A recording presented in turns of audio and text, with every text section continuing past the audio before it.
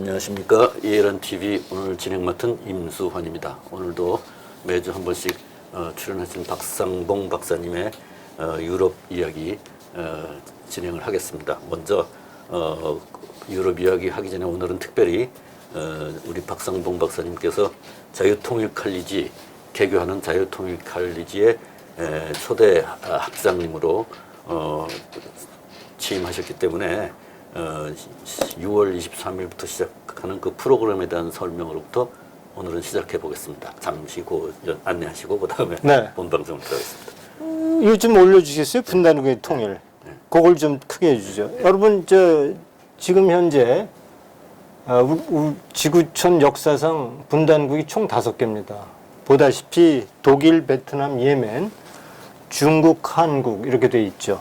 근데 독일은 1990년 10월 3일 날 자유통일을 이루었죠. 서독 주도의 자유통일을 이뤘고, 베트남은 1975년에 무력 적화 통일을 이뤘습니다. 그리고 예멘은 1990년 소위 평화 통일을 이루었죠. 말이 평화 통일이지 통일을 인후에 지금까지 28년 동안 계속 전쟁과 기근과 싸움으로 고통을 받고 있죠. 네, 합의 통일. 합의 통일이죠. 네. 평화 통일, 합의 통일이죠. 네, 양국 정부가 그렇죠. 합의해서. 그래서 지금은 다시 오히려 분리 운동을 벌이고 있는 것이 이제 예멘의 상황이고, 그 다음에 중국은 뭐 최근에도 중국 환구시보 그리고 여러 전문가들이 중국은 2030년까지 중국이 대만을 무력 통일하겠다 이렇게 하고 있습니다. 유일하게 분단국은 남아있는데 한국인데, 여러분 한번 보실까요? 자유통일을 이룬 나라는 독일뿐이 없습니다. 이것은 뭘 의미하겠습니까? 결국은 한반도의 통일도 저절로 자유민주 통일로 이루어질 거라고 낙관하는 것이 얼마나 무모한 일인가 하는 것을 대변하고 있는 것이죠. 이런 의미에서 우리가 정말 자유통일을 대비하지 않으면 오히려 우리가 자유의 가치, 우리가 늘 공기 중에 산소를 호흡하고 있는데 산소의 고마움을 모르는 것처럼 자유의 고마움을 모르는 채 덜컥 우리가 건강을 잃어버렸을 때 그 건강의 중요성을 아는 것처럼 자유를 잃어버렸을 때에 나타나는 문제점들을 우리가 나중에 깨달으면 이미 늦고 대한민국의 미래가 굉장히 어둡다. 미리미리 이것을 준비해야겠다. 그래서 제가 한국은 과연 어떤 통일로 마감될 것인가. 결국 분단의 종착역은 통일일지인데 그 통일은 결국은 북한식 적화통일이나 결국은 남한의 자유민주 통일일 텐데, 우리가 자유민주 통일을 위해서 노력하지 않으면 앞에 본 다른 나라들의 통일처럼 절대로 자유통일이 거저 주어지지도 않는다. 이런 생각을 좀 하게 됩니다. 그렇죠? 네, 우리가 지금 추구하고 있는 정부에서 주로 이야기하고 있는 연방제, 북한에서 얘기하는 연방제 통일은 아마 합의 통일하고 비슷한 것 같죠? 그렇죠. 네, 케이스가. 또 연방제 통일이 됐건 만약에 우리가 김정은과 함께 통일을 이룬다, 평화 통일을 이룬다, 그러면 그것이 연방제 통일이 됐건 뭐 평화 통일이 됐건 합의 통일이 됐건 김정은과 함께 평화 통일을 이루면 김정은에게 대통령 주겠습니까? 부통령 주겠습니까? 그러니까 그거는 그거는 통일은 평화 통일이라는 것으로 우리가 생각할 수 있지만, 평화 통일 이후에 나타날 그 부작용, 갈등, 문제점 이런 것들을 해결하기에 역부족일 수 있다. 오히려 예멘처럼 내전이 발생하게 되었고 권력 다툼으로 인해서 더 큰 위기에 빠질 수 있는 것이 평화 통일의 위험이다. 그래서 우리는 통일은 반드시 자유. 그러니까 결국은 통일은 남과 북의 영토적인 통합뿐만 아니라 자유의 가치, 그리고 인류 보편적 인권, 민주의 가치를 북한으로 확대하는 것이 통일이다. 이런 생각을 하게 됩니다. 그런 의미에서 이제 자유통일 칼리지를 우리가 이제 23일 날 개교하게 되었습니다. 23일 개교하게 되었는데, 우리 임수환 박사님도 이제 여기 강사진에 속했는데, 강사진 혹시 좀 소개해 주실 수 있겠습니까? 네. 저도 이제 뭐 역대 정부의 대북 통일 정책을 맡고 있습니다만은 저 이외에 북한에서 탈북해 오셔서 여기서 북한 인권 운동을 하고 계신 김형수, 이상규, 또 장세율 이런 분들이 계시고요. 그리고 이제 한국에서 북한 문제를 많이 연구하시고 또 국제 정세를 많이 연구하시는 분들 중에 김승옥 중앙대 그 경제를 하시는 분이고, 그다음에 이충근 박사님이 이제 중국 미중 패권 경쟁과 대한민국의 선택 이렇게 하시고, 그다음에 김두열 교수님 38선 경제 명지대학 계시죠. 그다음에 한의원 동국대 법학대학원 한의원 동국대 법학대학원 계신 분은 남북한 법제도의 비교와 과제 이렇게 해서 이제 경제, 법, 정치, 외교 뭐 다방면으로 우수한 강사진들을 많이 모시고 있습니다. 우리가 이제 이 강사진을 우리가 모집하고 도움을 청할 때 우리가 탈북민 중에서 특히 우리가 북한을 책으로 공부한 사람들은 종북주의자가 되고 북한을 몸으로 체험한 사람은 자유투사가 된다. 제가 이제 그렇게 얘기하거든요. 그러니까 북한의 책으로 공부한 사람들은 북한의 선정선동에 세뇌가 돼서 북한의 내재적 접근을 주장한다든가 북한식으로 이해하는 그런 주장들을, 그리고 주체사상, 사람이 우선이다 하는 그러한 사상의 어떤 호구에 휘말리게 되는 경우가 많은데, 북한을 정말 몸으로 체험한 사람들은 그렇기 때문에 자유의 가치가 얼마나 중요한가를 알죠. 그래서 강사진에는 이제 북한에서 정말 만수대 건강연구소, 김일성의 건강을 연구했던 그런데 김영수 그 외에 이제 여기가 저희들이 밝히지 못하지만 저희가 워낙 이게 숫자가 많아서 제가 일부만 소개시켜드렸는데 그렇죠. 몇 명이나 되죠? 굉장히 많은. 한 12명. 그리고 우리가 서울대 트루스포럼 대표 김무 대표도 이제 외에 이제 북한에서 대남 공작으로 활동하시던 분, 우리가 저희들이 이제 이름을 이렇게 밝힐 수는 없습니다만 또 북한의 최고 엘리트 외교관 출신들 이런 분들이 이제 우리가 강사진으로 이렇게 하도록 그렇게 돼 있습니다. 여러분들 많이 관심을 좀 기울여 주시고요. 이것은 정말 뭐 우리가 독일 통일을 얘기할 때 많은 통일 비용 들였고 사회적 갈등에 대해서 많이 듣고 배우지 않았습니까? 그렇지만 독일이 그 어려움 속에서도 지금 통일 28년 차입니다만은 지금 정치적으로나 경제적으로 독일이 정말 유럽 최강의 나라가 됐죠. 과거에 통일 전에 서독 총리가 베를린을 갈래도 미국, 영국, 프랑스 그리고 소련의 허가를 받아야 베를린을 드나들 수 있었습니다. 그것도 루프트한자는 못하고 에어프랑스라든가 페넴이라든가 브리티시 에어웨이를 타고 들어가야 할 정도로 정말 정적으로 약소국이었죠. 근데 오늘날 독일은 정말 푸틴을 호령하고 치프라스를 꾸짖고 정도로 아주 강력한 나라가 됐죠.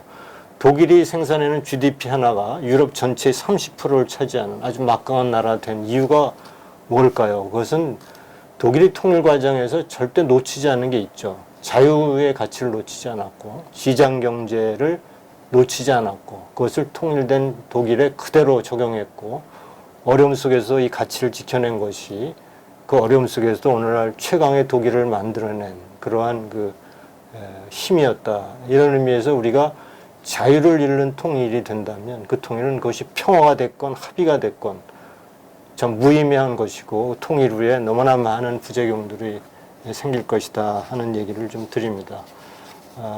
우리 자유통일 칼리지 신청 안내는 저희들이 이제 자막으로 나갈 텐데요. 6월 23일 개강을 하고요. 신청을 저희들이 22일까지 21일까지 이렇게 받습니다.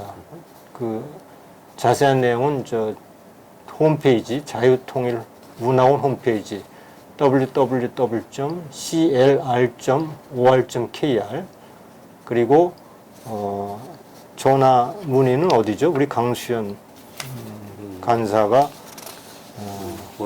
자막으로 저희들이 하겠습니다. 알려드리도록 하겠습니다. 많은 관심 기울여 주시고요. 자유통일을 위해서 준비하고 같이 논의하는 그런 장이 됐으면 좋겠습니다. 감사드립니다. 자, 이어서 우리가 유럽 뉴스를 좀 전해드리겠는데요. 우선 제목을 한번 볼까요? 미북 정상회담에 묻힌 납북 일본인 모자의 비극입니다. 이것은 지난 6월 5일 날, 좀 시간이 지났습니다만, 독일 제1공영방송 RD라고 하는 독일 제1공영방송이 이제 방영을 한 겁니다. 이게 1963년에 13세, 13살의 어린 나이로 일본 서해안이죠. 서해안에서 북한 공작선에 의해서 납치가 된 겁니다. 납북이 된 이제 학생이 24년 만에 어머니를 만난 겁니다. 어머니를 만났는데 평양에 어머니가 가서 물론 일본 정부의 노력으로 어머니를 만났는데 어머니가 깜짝 놀란 겁니다. 24년 동안 정말 기다리고 해서 만난 아들이지만 아들을 본 순간 아들로부터 정말 형식적인 만남뿐이 이루어질 수 없고 아들이 대하는 그 태도 속에서 그냥 꾸며지고 냉랭한 모습을 통해서 정말 참 섬뜩함을 느끼는 그러한 방송을 했는데요. 이 아들은 지금 북한에서 결혼도 하고 아내도 있고 아주 대형 주택에서 산다고 합니다. 그러니까 23년 만에 만났을 때는 37살이네요. 그렇죠. 37이죠. 납북됐을 때는 13살인데. 13살인데. 그러니까 24년 동안 이제 북한에 완전히 사상교육에 세뇌돼서 완전히 이제 북한인으로 변한 그런 모습을 보고 이 보도는 그래서 이렇게 하고 있습니다. 60년, 70년대에 북한이 이제 외국인들을 이제 일본뿐만이 아니라 외국인들을 납치를 해서 체제 선전용으로 그렇게 활용해 왔다 이런 보도를 6월 5일 날 지금 했는데 여러분 이 기간이 어떤 기간이죠? 남북 정상회담을 하고 미북 정상회담을 준비를 하고 있고 우리는 평화 무드로 그렇게 푹 빠져 있는데 독일은 이런 방송을 하는 겁니다. 그러니까 북한의 실체가 이런 과정을 통해서 가려지고 그것이 평화로 위장되는 이러한 것들을 경계하는 그러한 기사라고 볼 수 있죠. 끝에 이제 이 독일 방송에서 이렇게 끝을 맺습니다. 미북 정상이 개최되고 평화협정을 논하는 현실 속에서 이제 이 필압 과정의 진실은 정말 무덤에 가서나 말할 수 있게 되었다라고 끝을 맺는 그런 장면이 북한에서 만들어지는 그러한 허구와 위선과 이런 것들을 아주 적나라하게 꼬집고 있다 이렇게 볼 수 있습니다. 그러니까 12일 미북 정상회담을 화면에 내보내기 전에 사전 작업으로서 시청자들에게 기본적인 정보를 그렇죠. 균형 있는 정보를 알려주는 그렇죠. 그런 작용을 한 거죠. 우리가 이제 공영방송의 역할을. 그렇죠. 독일의 이제 여러 방송 중에 이제 뭐 디벨트라든가 디짜이트라든가 하는 방송, 프랑크푸르트 알게마이네 같은 방송이 1월 1일자에 뭐라고 보냈냐면 북한의 신년사가 1월 2일에 있었나요? 1월 2일에 있었나요? 그 신년사가 났을 때 바로 여러 언론에서 북한의 김정은의 신년사는 독배다 이런 기사를 제목을 달았거든요. 그러면서 북한의 신년사는 독배이기 때문에 이걸 마시지 않도록 신중을 기해야 한다는 이제 보도를 했고 그 위에 이제 우리가 쭉 살펴본 대로 북한이 어떻게 평창을 자기 나라의 선전으로 활용했는가 하는 것들을 쭉 유럽 언론에 다루지 않았습니까? 이제 그런 차원에서 또다시 이제 이러한 평화 무드 속에서 북한의 실체를 바라보지 않으면 안 된다. 이런 보도를 한 거라고 볼 수 있습니다. 한번 내려보시죠. 그래서 이게 일본 서해안에 이게 그때부터 설치되어 있는 겁니다. 피랍 경고문인데, 근데 이게 피랍 경고문인데 이게 그거 같아요. 수상한 배를 발견하면 110번으로 신고해 주십시오 하는 그러한 것 같습니다. 일본어로 되어 있는데 내용은 그거 같습니다. 어쨌든 너무나 서해안에서 많은 피랍인들이 일본인 납치자가 생겼기 때문에 이런 팻말을 붙였지 않았나 이런 생각을 하게 됩니다. 경찰이 바로 출동해서 구해주겠다 이제 네. 그런 이야기죠. 네. 자, 그러면 다음으로 그거 볼까요? CVID. 예. 이번에 저 폼페이오 장관이 어쨌든 미북 정상회담을 끝내고 그리고 이제 한국을 찾지 않았습니까? 어저께. 네, 그렇습니다. 여기 찾았는데 근데 거기서 무슨 얘기를 했냐면요. 트럼프 대통령이 임기 내 2020년까지 북핵의 CVID를 마무리 짓겠다 이렇게 발언한 겁니다. 그런데 오늘 짜이트 독일의 디짜이트 신문에서 이렇게 얘기한 겁니다. 한국에 와서 폼페이오 장관은 그렇게 얘기했는데 중국에 방문해서는 왕이 외교장관하고의 회담 중에서 이렇게 얘기합니다. 북핵 폐기 과정이 순탄하지 않을 것이며 완전한 북핵 폐기까지는 대북 제재를 계속할 것이다. 이렇게 얘기한 겁니다.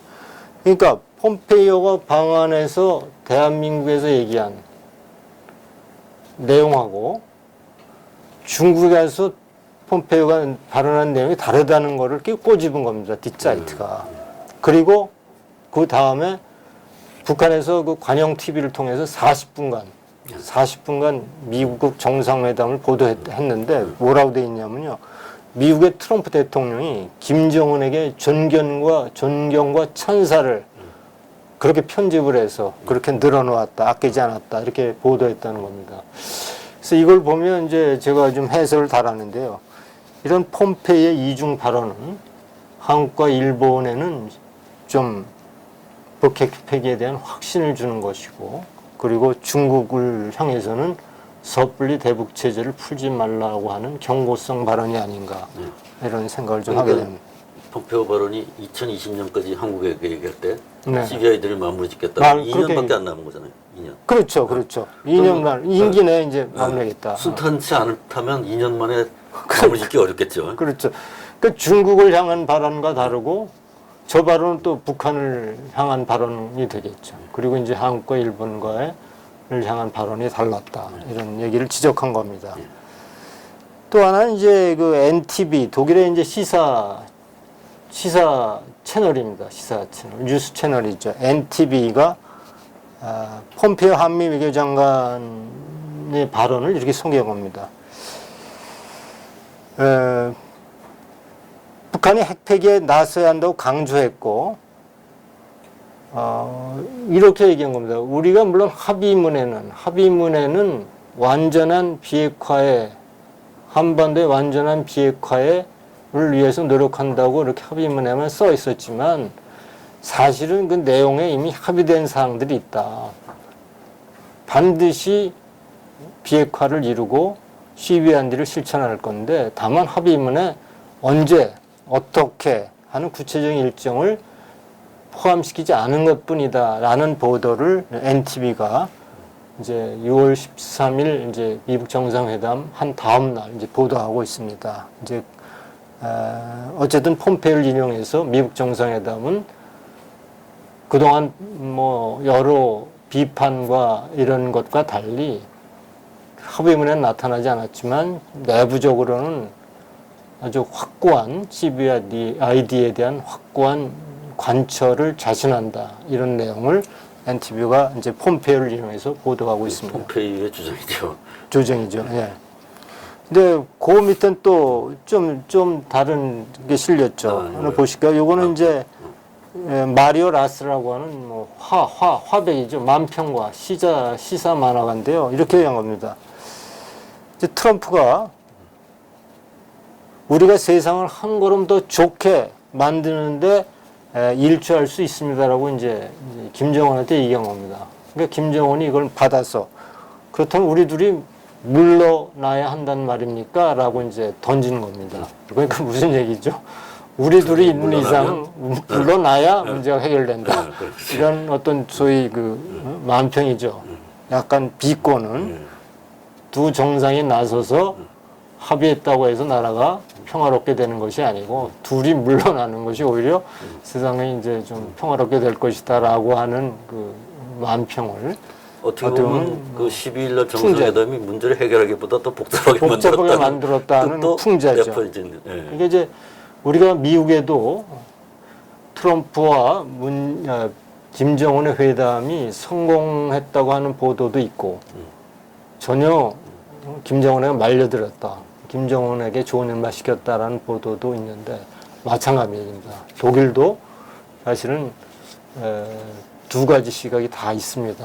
두 가지 다 있습니다. 이제 우리가 이제 개인적으로 볼 때는 이제 국제 정치학자들의 얘기를 보면 트럼프는 협상가라는 겁니다. 협상가. 세계에서 가장 고립되고 가장 악하고 가장 가난한 나라의 독재자를 끌어내서 국제 무대에 이렇게 출연시키고 소개시키는 그런 엄청난 일을 하면서 협상가 트럼프가 반대급부를 챙기지 않았을 리가 없다는 겁니다. 절대로 그렇지 않다는 겁니다. 이건 반드시 뭔가 챙겼을 건데 그것은 CBID고 심지어 북한을 미국의 친구로 만들었다는 그러한 얘기도 있습니다. 그러니까 오히려 그런 주장을 하는 사람도 있거든요. 북한과의 관계 속에서 중국은 친구를 하나 잃었고 미국은 친구를 하나 얻었다라고 이 과정을 설명하는 그러한 국제 정치학자들도 있는데 어쨌든 트럼프가 그렇게 만만하지 않은 것이다 하는 것들이 또 국제 정치학자들의 그런 시각이라는 것을 여러분 또 알려드립니다. 또 오늘 짜이트 신문에 이제 보면 결국은 짜이트도 이건 뭐 바로 그 다음날 얘기한 건데요. 아주 그 슈테판 리히터라고 하는 동아시아 전문 기자가 한 10기항으로 장문의 기사를 썼거든요. 내용은 뭐 아까 말씀드린 대로 약간 부정적인 겁니다. 근데 여기서 우리가 주목해야 볼 부분은 이제 바로 5번입니다. 그 4번까지는 이제 인권 침해자, 독재자가 이제 송조기와 인공기 앞에서 트럼프 악수장면을 통해서 국제 무대에 자기 지도사의 이 위상을 부각시켰고 그것이 이제 트럼프가 동의해 줬는데 그 과정에서 뭐 한미 훈련도 또 이제 중단할 수 있고 이런 얘기가 나왔는데 여기서 다른 얘기는 소제목으로 다뤘는데 그 소제목인데 과연 이 장면이 대한민국 안보에 끼치는 영향은 무엇일까라고 문제를 다룬 겁니다. 그러니까 이것은 기사 속에 있는 게 아니라 소제목으로 달았으니까 굉장히 중요하게 다루고 있거든요. 근데 그 대답은 기다려볼 수밖에 없다는 겁니다. 여기서 우리가 느끼는 거는 도대체 그렇게 트럼프 대통령이 그런 발언을 할 정도가 됐는데도 동맹국인 한국에 한마디 상의도 없이 그렇게 얘기했다는 얘기는 한미동맹에 상당히 문제점이 있다라는 시각을 좀 담은 거라고 이렇게 볼 수 있죠. 그러니까 한국에서는 정말 그런데 이제 한국의 그런 입장을 우리가 미국에서 이제 왜 그랬을까 이제 우리가 다시 한번 곰곰이 생각해 보면 결국은 우리가 지금 한국에 주한 미국 대사관도 15개월째 공석 아닙니까? 예, 대사관. 그리고 공석이죠. 우리가 이제 뭐 최근에 보면 뭐 사드 문제도 그렇고 그리고 송조기가 불타고 주한미군 철수라는 시위도 뭐 시시때때로 열리고 심지어 뭐 연합훈련에 대해서도 반대하는 부정적인 얘기들이 일 많고 많이 하고. 대통령 특보는 또 아주 공건하게 대놓고 한미동맹의 불필요성을 얘기하고 어떻게 보면은 트럼프 대통령이 한국을 이렇게 동맹의 파트너로 인정하지 않을 정도의 이렇게 결정을 일방적으로 한 것은 다른 한편으로 한국이 먼저 미국에게 섭섭하게 했고 미국을 배신했다는 시각을 가져날 수 없다는 또 해석을 곁들이는 거죠. 그러니까 이것은 이제 한미 관계가 심각하게 한미동맹이 좀 이상한 조짐이다. 과거같지 않은 그렇게 굳건한 동맹이 모습이 아니다라는 것을 이 기사를 통해서 또 우리가 보게 됩니다. 또 다른 내용 한번 볼까요? 그래서 대통령 특보는 물론이고 예를 들어서 광화문 미국 대사관에는 제가 지난번에 광화문에 나갈 길이 있었어요. 그래서 식사를 하고 이렇게 나오는데 이 세종문화회관 이 계단 쪽에서는 K-파티라는 그 소위 그 청년 단체들이 이제 그 정부에 대한 반대 그 운동을 하고 있고 촛불 집회. 그러니까 이제 촛불 집회가 이제 좌파 진보의 촛불 집회가 아니고 우파의 이제 청년 집회를 하고 있고. 근데 그 안에 세종대왕 동상 앞에 하여간 단체들이 모였어요. 비가 막 오고 그러는데 왔다 안 왔다 하는데 전부 우비를 입고 주한미군 철수, 트럼프 반대하는 그러한 집회를 엄청나게 크게 하더라고요. 그리고 나서 또 행렬을 짓더니 미국 대사관 한 바퀴 도는 겁니다. 그래서 주한미군 철수하라. 이런 시위를 좀 하고 있는 걸 제가 직접 또 목격했거든요. 그래서 그동안에 주한미군에 관련되고 성조기를 허용시킨 거 이런 것들이 상당히 많더라고요. 그동안 이제 쭉 보니까. 근데 이런 것들이 사실은 대사조차도 10여 개월이나 공속으로 만들고 그리고 한미 훈련과 같은 한미 군사훈련과 같은 또는 주한미군과 같은 중요한 문제를 우리가 상의 없이 일방적으로 기자회견에서 얘기하는 것을 보고 한미동맹이 상당히 예전 같지 않고 문제점이 있구나 그런 생각을 좀 하게 됩니다. 네. 지난 오바마 정부 때까지만 해도 이 미국의 기본적인 정책이 동맹과의 동맹과의 컨설테이션 그것을 우선한다 이랬었는데 요즘에 와서는 이제 그런 모습이 거의 그렇죠. 이제 점점 사라져가는 그런. 트럼프는 호불호가 분명한 것 같아요. 지난번에 5월 20일 날 문재인 대통령이 미국을 방문해서 트럼프 대통령하고 정상회담 한 후에 그 기자회견장에서도 그대로 드러나지 않습니까?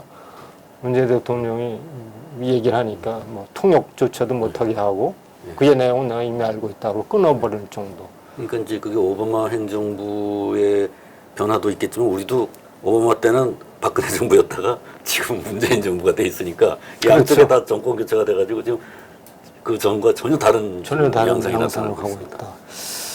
오히려 사실은 이런 생각도 해봐요. 남한은 오히려 대륙과 친해지려고 그래요, 자꾸. 중국, 예. 러시아하고 친해지려고 그럽니다. 근데 이제 북한은 요번에 아마 대북 제재, 미국이 주도한 대북 제재를 겪으면서 아마 느꼈을 거예요. 우리가 그렇게 힘든데 중국마저도 우리를 돕지 않고 있다.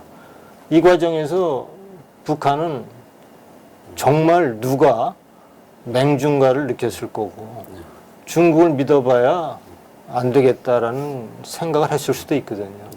결국은 이제 트럼프 대통령이라야 미국이라야 자기를 지켜줄 수 있겠다라는 생각을 했을 수도 있겠다 하는 것이 이제 국제정치학자들의 얘기고 그런 의미에서 이번 미국 정상회담은 밝혀지지 않은 이면에 합의된 내용이 더 많다. 그러니까 모든 것이 지금 불확실한 상태다.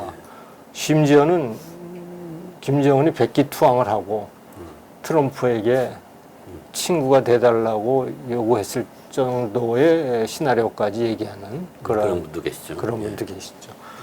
그래도 사실은 북한하면 북핵 문제라고 얘기하지만 이것을 우리가 크게는 미국과 중국의 패권 싸움에서 나타나는 하나의 부분이라고 볼 수 있죠. 그렇게 되면 사실은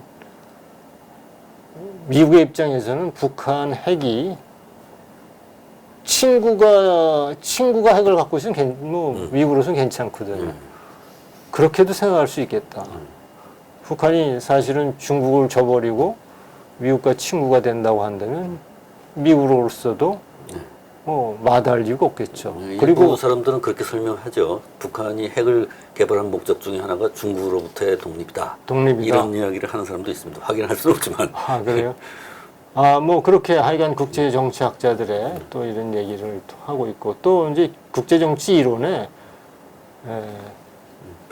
인접한 국가끼리, 이웃 국가끼리는 동맹이 될 수 없다는 겁니다. 항상 싸움을 하고 영토 분쟁이 있고 그러기 때문에 그런 얘기도 하고 있고, 그렇기 때문에 이제 김정은의 입장에서도 미국과의 친구가 되기를 바라고 있다. 그러니까 미국은 북한은 오히려 해양 세력으로 나가려고 하고, 남한은 오히려 대륙 쪽으로 가려고 하는 그런 아이러니가 보여지고 있다. 이런 얘기를 또 하는 겁니다. 다음 거 한번 볼까요? 다음 거로 볼까요? 다음 거는 이제 오라스콤 사건이 하나 있는데, 네. 이게 한번 볼까요? 독일의 한델스플라트 경제 일간지입니다. 경제 일간지인데 2008년에 이집트의 오라스콤사가 북한에 진출했어요. 그래갖고 이제 4년 동안 4억 달러를 이제 투자하기로 했고, 그래서 북한의 지금 인터넷망, 모바일망과 인터넷망을 구축 사업을 마쳤죠. 그런데 여기 제목에서 보듯이 좀 내려주시겠어요? 아니, 이제 왜? 핸드폰 사업 최초 진출한 오라스콤사 사위리스 회장은 어떻게 돈을 모았냐면요. 그러니까 중동의 분쟁 지역에 들어갑니다. 아주 고위험 지역에 들어가서 사업을 진행해서 이제 수익을 따내는. 그래서 아주 아랍권에서는 4대 재벌이 된 겁니다. 근데 이제 가장 큰 위험 지역인 북한에 철컥 들어간 겁니다. 10년간 사업을 했는데 4억 달러를 들여서 수금을 하나도 못한 겁니다. 그러니까 북한에서는 돈을 주는 게 아니라 재투자해라. 돈을 못 갖고 나게 하는 겁니다. 그래서 이제 이 사위리스 형제들이 있거든요. 형제들이 뭐 건축 사업도 하고 이런 자기 형제들이 이제 그 돈을 가요를 빼돌리지 못하고 그냥 안에서 그냥 재투자하고 여태까지 10년 동안 이렇게 와서 아무것도 지금 수금을 못하고 있다라는 것을 이제 한델스플라트가 보도한 겁니다. 그 보면 이 세 형제가 그러니까 건축, 관광, 화학 업종에도 손을 대고 있는데 결국은 투자 결실을 반출하지 못하는 것 때문에 굉장히 골치를 썩고 있다. 이게 잘못하면 우리나라 기업들이 이제 들어가서 저렇게 될 수 있겠는데요. 그렇죠. 이제 그러니까 이제 예를 들어서 그동안 북한에 외국 해외 투자가 왜 일어나지 않았죠? 그게 우리가 불허해서 일어나지 않았다고도 얘기할 수 있지만 더 본질적인 얘기는 중국이 왜 안 들어가겠어요? 중국 기업들도 들어가서 손해를 보고 많이 나왔다는데. 그러니까 민간 투자가 투자의 메리트가 없는 거예요. 그러니까 우리가 북한의 시스템이 변하지 않는데 어느 바보 같은 투자자가 북한에 투자하겠습니까? 그런 의미에서 지금 한국에서 지금 미국 정상회담 이후에 대북 제재가 이제 완화되고 한국은 대북 경협을 하겠다고 그렇게 벼르고 있는데 그거야말로 밑받는 쪽에 물붓기죠. 어느 나라 어느 기업이 북한에 투자하겠습니까? 결국은 우리 세금으로도 국가가 투자할 텐데 지난번에 우리가 그 폼페이오 장관 얘기 때도 북한이 NCVID를 하면 내가 민간 투자를 허락하겠다 이렇게 얘기했거든요. 민간 투자를 허락해서 북한의 번영을 돕겠다. 그런데 미국의 국가 예산 투입하지 않겠다 그랬거든요. 네, 그렇죠. 그건 뭐냐면요. 민간 투자를 허락하겠다는 얘기는 민간 투자가 들어갈 수 있도록 북한의 시스템을 고치지 않으면 안 들어가겠다는 얘기가 똑같은 거거든요. 근데 우리나라 정부도 대북 경협이라는 이름 하에 그렇게 무책임하게 그러한 그 민간 투자를 종용할 것이 아니고 투자할 수 있는 환경을 북한이 스스로 만들 수 있도록 해야 그것이 그 투자가 되고 이루어지는 것, 이런 것. 그리고 불필요한 그 돈의 낭비, 예산의 낭비 이런 것도 일어나지 않는다는 것들을 우리가 이 보도를 통해서 볼 수가 있습니다. 근데 지금 우리나라 그 청와대에 있는 분들의 세계관으로 봤을 때 그 우리 기업들을 막 압박을 해서 투자를 왜 안 하느냐 북한에 막 이렇게 나갈 것 같은데요. 그거는 우리가 자유시장 경제, 자유민주주의 체제가 아니죠. 그거야 이제 계획 경제로 가겠다는 얘기인데요. 그거는 이제 나중에 큰 이제 어떻게 보면 부메랑이 돼서 정부를 압박하게 될 겁니다. 만약 그렇게 한다면. 가장 좋은 것은 민간이 자율적으로 투자할 수 있도록 해야 그 책임도 민간이 지고 결실도 민간이 따는 거죠. 그 민간이 들어가지 않는 투자는 투자가 불가능한 지역입니다. 거기에 강제로 들어가라고 하는 거는 그거는 정말 독재고 만행이죠. 그렇게 이제 생각을 합니다. 자, 뭐 그러면 다 네, 오늘은 뭐 자, 유럽 소식은 오늘은 유럽 그 소식 박상문 박사님의 유럽 소식 여기까지 하고 다음 주에 또 뵙도록 하겠습니다. 감사합니다. 네, 감사합니다.